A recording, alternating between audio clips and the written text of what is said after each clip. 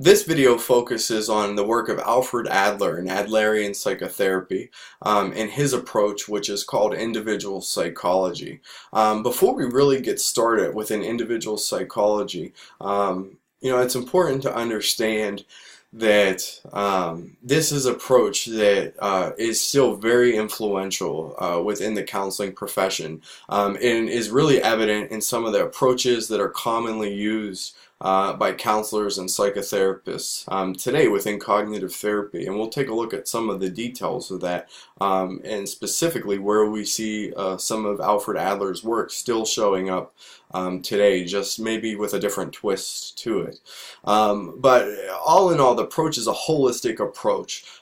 So it aims to view the person as a whole person within a community, as being part of a social structure within the community, and paying attention to all parts of the individual.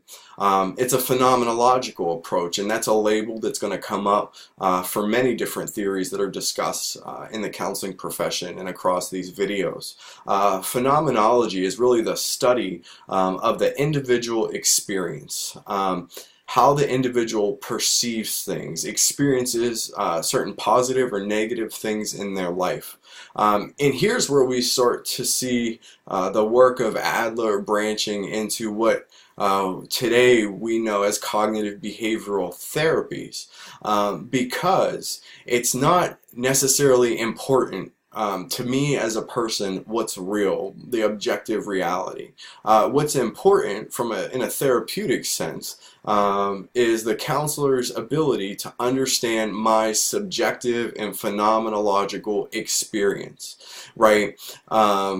I may have had everything that a person could want growing up in my childhood, but there might be something that has happened to me that has made me have a negative lens towards my childhood and my early life experiences. And that's really important to understand because that helps us know that we don't necessarily take things for face value of what they just appear to be. But what's important is how I, as the client, perceive the reality that exists if I have a negative or a positive slant to it. And Adler also focused very much on early childhood experiences. So even when talking about the childhood, it's very important for the counselor to listen and to understand that individuals of subjective, probably wrong, right? Most of our perceptions are probably wrong, phenomenological experience. And it also sees human behavior as very much goal-directed. And it's a goal-directed therapy also. It's very different from the approach of psychoanalysis, where it's very much free association. We're going to be here for a significant portion of your life in therapy, right? But this has very specific goals that go along with it. And we'll be talking about that more here in a little bit. Also, the goals of human behavior itself, that we seek as human beings to achieve certain goals. Probably the central concept to Adler's work is that of social interest. It's really his most significant and distinct concept. And it really is my attitude or the client's attitude towards the greater community, feeling a part of, developing social relationships, contributing to the broader community around me. And it embodies feelings of community, belongingness, and positive feelings in general. And within Adlerian therapy, mental health is measured by the degree to which we share and connect with others, right? And I think that's also true with a variety of disorders that come into my office. It's a very true concept for me, where individuals with depression tend to isolate themselves, not feeling a part of, even if they're around people, tend to isolate themselves. And it's very important for them to be able to begin to connect with other people, to feel part of a group, to feel part of a pack, if you will, right? To have that sense of community and positive social experience within their lifestyle, right? And the movement that organizes our life is our lifestyle and life movement. And it gives meaning to our life. It gives purpose to our life. Within our lifestyle, there are certain concepts that are really important to us when discussing Adlerian therapy. The first of which is fictional finalism. And that is the story I have, the narrative I have for myself in my head of where I'm going to end up when this is all said and done. Right? It could be positive, and it could be negative. That you know, I'm going to be rich, drive fancy cars, and be the mayor of all things. Could be my fictional finalism, and hopefully, maybe that's a positive one. I don't know. And what goes along with that is guiding self-ideal, the way that I see myself, and my ability to live up to my expectations of the perception that I have of myself. Within Adlerian therapy, negative psychiatric symptoms are a resultant of our inability to achieve our lifestyle, which to a certain extent with many clients who come into my office is true, that they see themselves by a specific age, being married, having kids, or having a successful job, and they've been unable to obtain those goals within their specified time frame. And they start to experience a sense of depression that goes along with that, and then they start to disconnect from the broader community around them, which eventually exacerbates the depressive symptoms that they're experiencing. You know, I've worked with a lot of clients who were certain at 17 years old, 16 years old, that they would not live past their 20s or even get to their 21st birthday. Right? They had this script in their head already of what their life was going to be.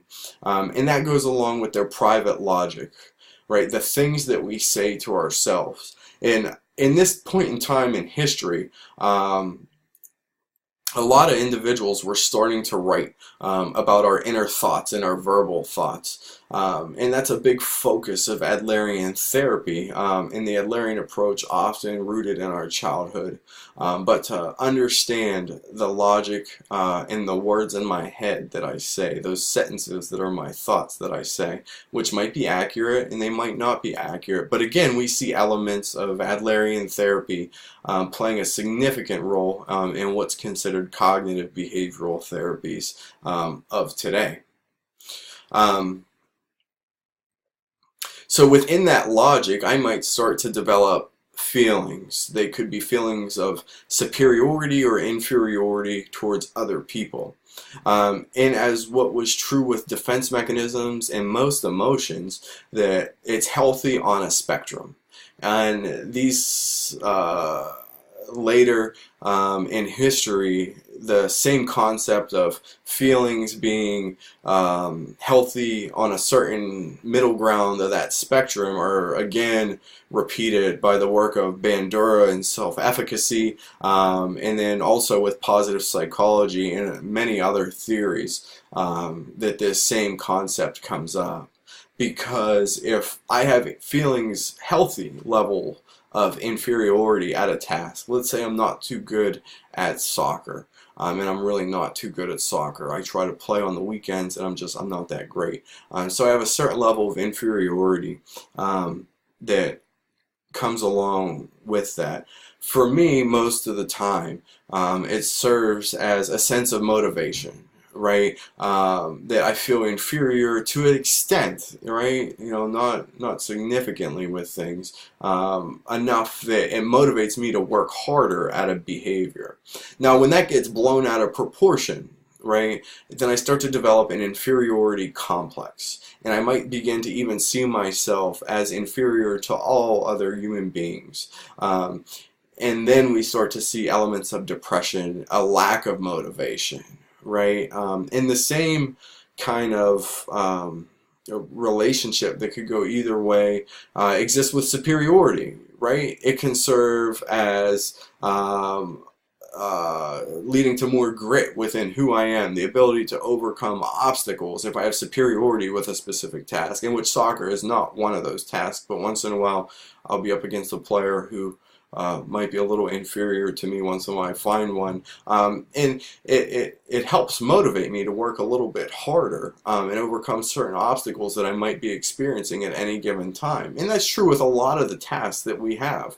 And again, is validated by theories that are going to come 100 years from when Adler did his work.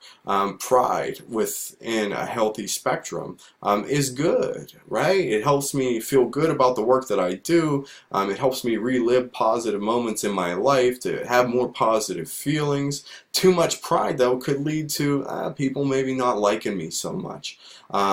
Starting to lose social connectedness, a sense of community with other people. Right? So when it gets out of hand, we have the superiority complex.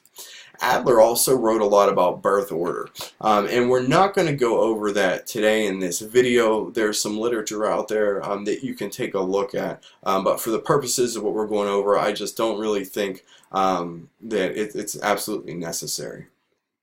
So the therapy process in itself is divided up into a few phases, and again, this is going to be different from psychoanalysis. That really, phase one is establishing a relationship with the client, which is important, and I can't say it enough how important that is within the research, and how much time and energy is placed within research and my own practice at developing a therapeutic alliance with clients, right? One that's supportive, collaborative, educational, and encouraging. And that encouragement will come up again because that's really important in a lens, through the lens of Adlerian therapy. And then phase two, it begins to go into exploring the dynamics of the client. So this is a assessment phase.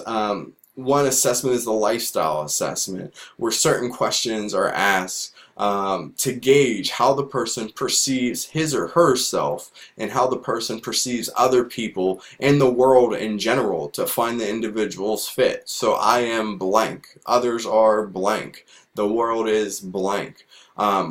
So therefore, to have a place to belong, I blank. Right? Interviews, the development of a family constellation to see where the client fits within the family structure is important within Adlerian therapy. Really, because family is our primary social environment growing up. We learn a lot from our families, directly and indirectly, and that is supported by a lot of literature that exists today with parenting styles that are available and that are typically the focus of just about any human growth and development textbook or any resources in personality development. Right, those are a constant common theme that come up. So certain factors that could influence me within my family is if I was favored compared to my siblings, the birth order, any handicaps that I might have, if my values as a person, if they jive with my family values and I start to find my place where I belong there. And then early recollections, my first memories, my earliest memories. One day, I tapped the front brakes on my bicycle too hard and I flew over the handlebars in my neighbor's yard. And what's important to understand is they may be accurate and they may be fantasy. And what's important to understand about all of our memories is that most of our memories are probably not really what happened, right? I've thought about the incident. I've seen pictures of certain situations or events in my life. I've talked about them, and every time I tell a story, I change a little detail of that story, and that memory then changes within. Some of my earliest memories weren't even necessarily my memories because I've seen pictures of events. So how much of this is me filling in the blanks of what I thought happened because of a picture that I saw, and really making a story with it. But what's important is understanding the negative or positive skew for some of these memories, okay? Not checking the facts of it, right? Because I'm going to start to alter my lifestyle, my private logic, and my self-concept based on my interpretation of the events that happened in my life including some of the basic mistakes that I've made. And then phase 3 goes into encouraging self-understanding and insight. And encouragement is really important. That's a key part of Adlerian psychotherapy, is that the counselor or the therapist is encouraging towards the client.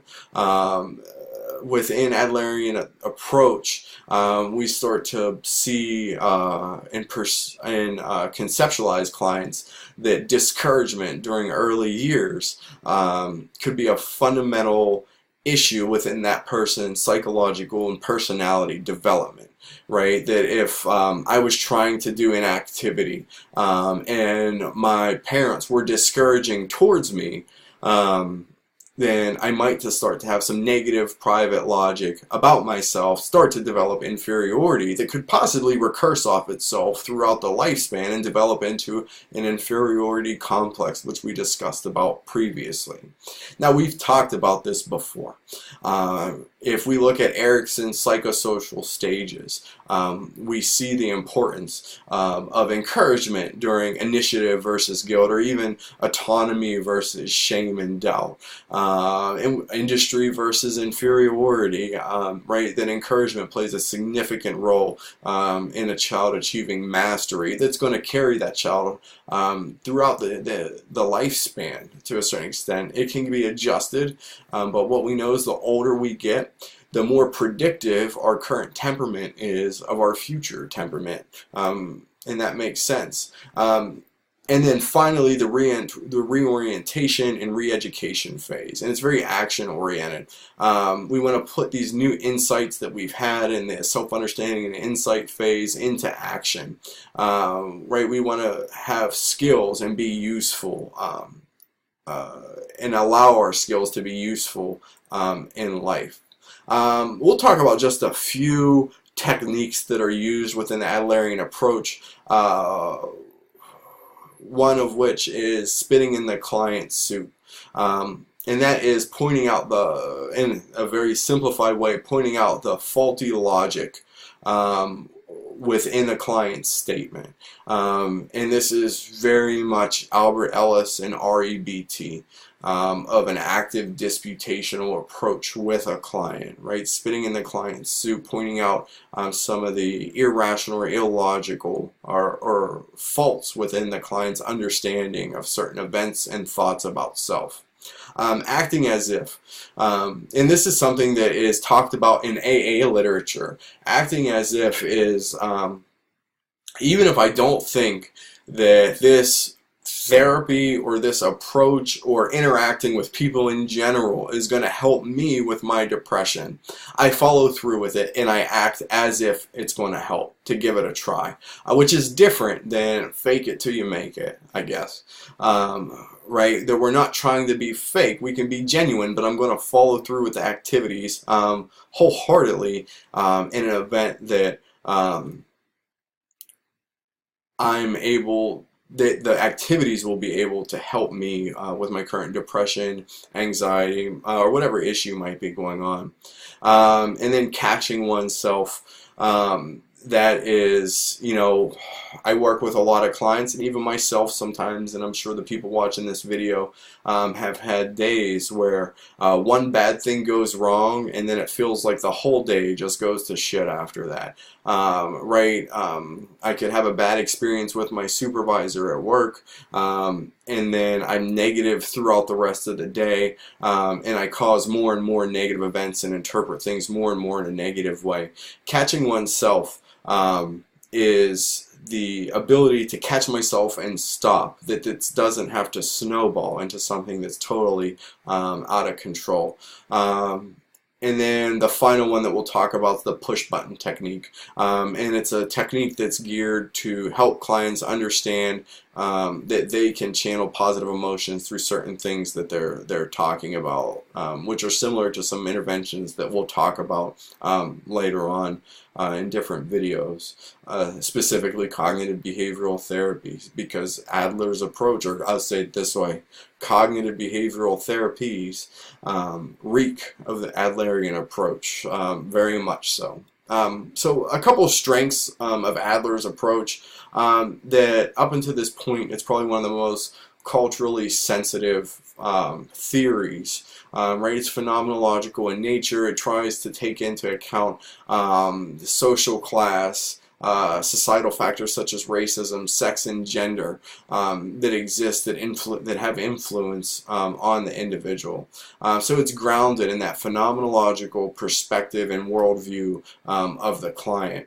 And Adler was one of the first psychologists to advocate for equal rights with women and equality in general, which is something that we're still working on as a society.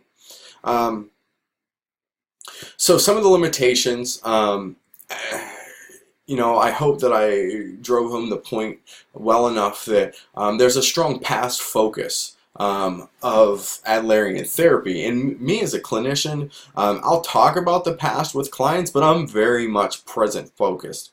So this therapy wouldn't work for me, and it wouldn't work for a lot of my clients. And I talk to my clients about that during the informed consent, that I'm not so much past focus. We might bring some things up so I can understand your experience and how you've developed into the person that you are today. Right, but I'm interested in helping you today with some of the thoughts that you have going on with some cognitive techniques. And it's a more collaborative approach than certain theories. And I have clients who come into my office and want more of an expert model, and the Adlerian approach necessarily won't fulfill their desire of what they expect out of a counselor. And I have other counselors or clients who, would not enjoy, an expert approach and would really appreciate the Adlerian approach. But it's important to take that account when you're understanding the client and you start to integrate different theoretical perspectives. All in all, Adler, it's well documented that Adler spent most of his time talking about his theory, implementing his theory, and teaching his theory, and a little less time than what's convenient for us today in writing some of his concepts down and going into more depth with regard to his writing. But this is a very influential theory in the counseling profession.